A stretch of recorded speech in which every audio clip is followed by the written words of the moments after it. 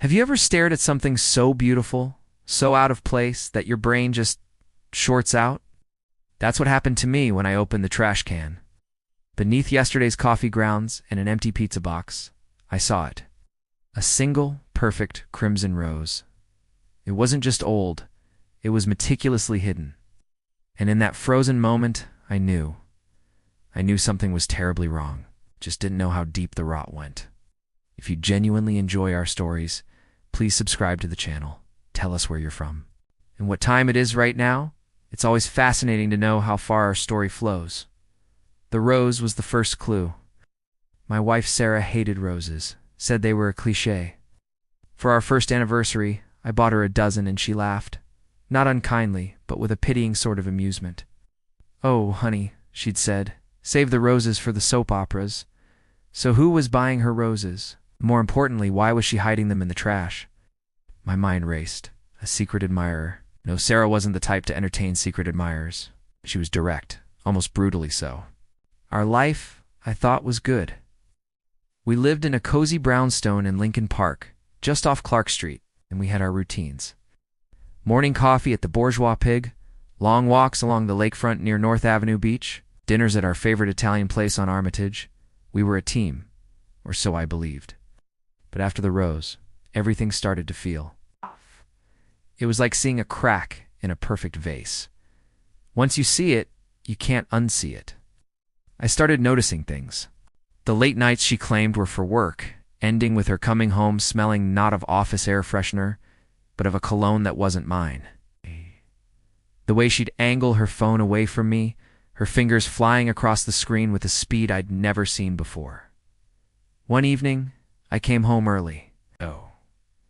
I walked into our living room to find her on the phone, her back to the door. Her voice was different, softer, breathier. "I miss you too," she whispered, a small giggle escaping her lips. A giggle I hadn't heard in years. The floorboards creaked under my weight. She spun around, her eyes wide with panic. It's just my sister," she stammered, ending the call abruptly.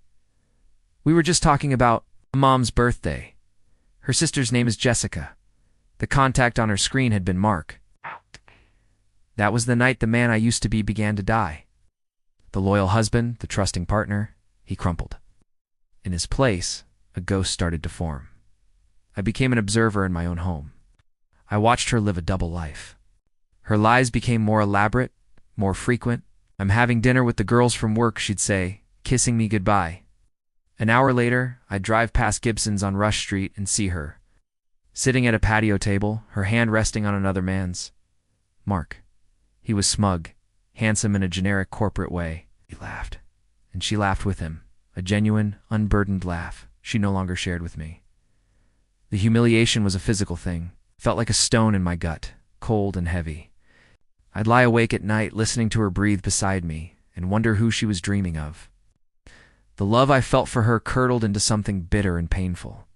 She became colder towards me, almost irritated by my presence.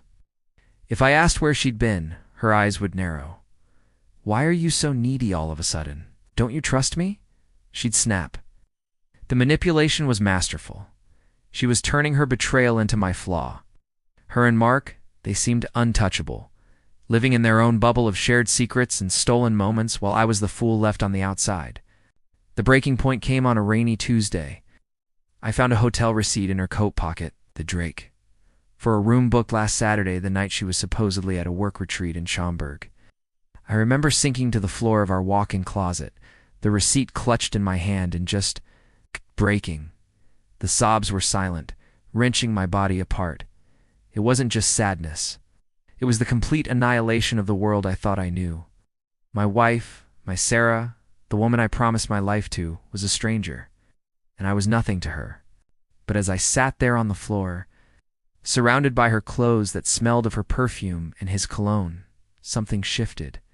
The grief, the agony, it began to harden, crystallized into a cold, sharp point of anger. The broken man was gone. In his place was someone I didn't recognize, someone strategic, someone ruthless. I stood up, wiped my eyes, and started to plan. If she wanted to destroy our life, I would make sure she didn't walk away with the ashes. I started gathering proof. It wasn't hard. She was arrogant, careless. I put a voice-activated recorder in her car. The conversations I captured were graphic. They talked about me. They laughed at me. Mark called me the pathetic husband. Sarah agreed. I copied texts from her phone while she slept. I printed out bank statements showing expensive gifts I never received, dinners I never attended. Each piece of evidence was a nail in the coffin of the woman I once loved. The trap was for her 30th birthday party. She wanted a huge celebration, a grand affair to show off her perfect life to all our friends and family. She booked a private room at a swanky restaurant in the West Loop. It was perfect. The audience was built-in. All the people she had lied to, all the people who thought we were the perfect couple would be there. For weeks I played the part of the doting husband, helping her with the planning, feigning excitement. She ate it up, convinced of her own cleverness. The night of the party, the room was buzzing. Laughter, champagne, music. Sarah was radiant, moving through the crowd, accepting compliments. Mark was there, introduced to everyone as her colleague from work. He even had the audacity to shake my hand, a smug little smile playing on his lips. "You're a lucky man," he said. I just smiled back. "I know." After the main course, I stood up, tapping my glass for a toast. The room quieted. All eyes were on me. Sarah looked at me, beaming, expecting a flowery speech about how wonderful she was. "I'd like to say a few words about my wife, Sarah," I began, my voice steady. "Most of you see her as I once did. Beautiful, successful, a loyal partner." I paused, letting the words hang in the air. But loyalty is a funny thing. For her 30th birthday, I wanted to give her something truly special. Something she couldn't hide in the trash like a cheap rose. A confused murmur went through the crowd. Sarah's smile faltered. I looked directly at her. "So instead of a gift, I've prepared a short presentation, a tribute to the woman she really is." I clicked a button on a small remote in my hand. The large screen behind me, which had been showing a slideshow of our happy moments, flickered to life. It was a photo. A grainy zoomed-in shot of her and Mark kissing outside the Drake Hotel. A collective gasp filled the room. Then the audio began. Her voice soft and breathy, from the recorder in her car. "I can't wait to leave him," she was saying to Mark. "He's just so boring, so predictable." The room was dead silent.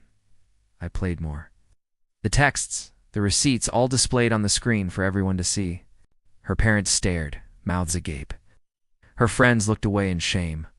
Mark had gone pale, frozen in his chair. Sarah just crumbled. Her face contorted in a mask of horror and disbelief. The untouchable queen of her own little kingdom was stripped bare, exposed in front of everyone she knew. She tried to speak, to shout, but only a choked sob came out. She ran.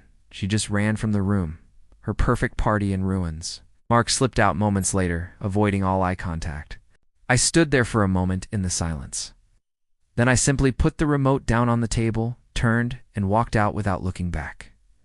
I never spoke to her again. The lawyers handled everything. I kept the house. She moved away, back to her parents' town. I heard she lost her job. No one wanted to be associated with her. Her perfect life was a crater of her own making. It's been a year. Chicago is cold tonight. The wind whips off Lake Michigan, rattling the old windows of my quiet, empty brownstone. Sometimes, when I take out the trash, I find myself pausing, half expecting to see a flash of crimson beneath the day's refuse. But there's never anything there. There's just the silence and the profound, chilling emptiness of a space where love used to be. I won, but I don't remember what the prize was. The end.